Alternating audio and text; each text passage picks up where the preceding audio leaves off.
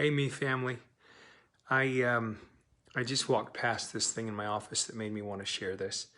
Um, you've probably heard so many different people when you talk to them about your faith transition. You probably heard so many different people say this, which is what I always said whenever someone said to me that, what about these inconsistencies? What about you know these problems, these doctrinal issues? I would always refer back to my spiritual manifestations, which I thought I had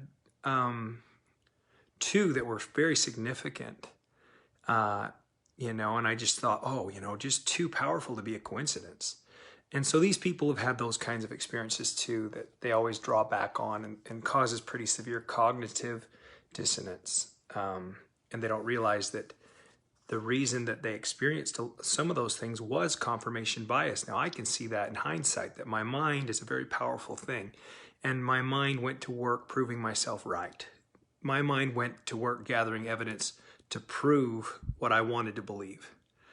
But something cool happened. I have never shared. I don't know why I have never shared it, but something cool happened. Crystal and I, we were on a hike.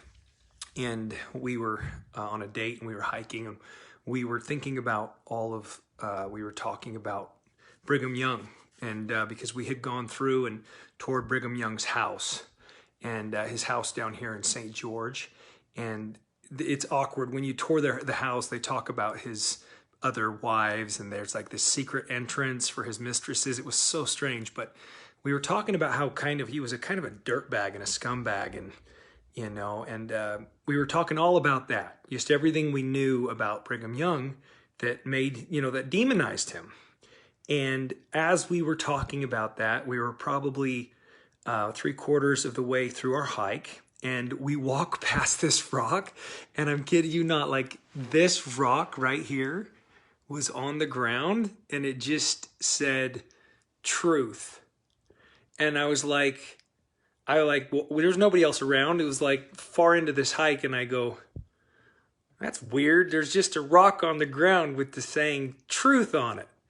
And I remember saying to Crystal, I was like, I think that means that what we're talking about is the truth. So it works both ways, if you will. But I decided that it was just such a cool thing that happened at that moment for me. That's when I kind of realized that confirmation bias is very real, and it causes severe cognitive dissonance. So I carried this rock with me, and I brought it all the way back home, and it's actually pretty cool. Whoever put that out there, if it was one of you, pretty cool. But I keep it here with my, I've got a bust of Jesus and Joseph Smith. I thought about selling these, but Crystal moved them. But usually I like them to face each other like this.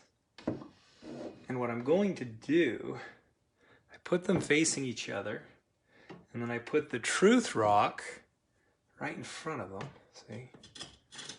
This is how I like it. And then what I'm going to do is, have you ever seen those red noses that you can get from Walgreens? You know, the red nose donation things?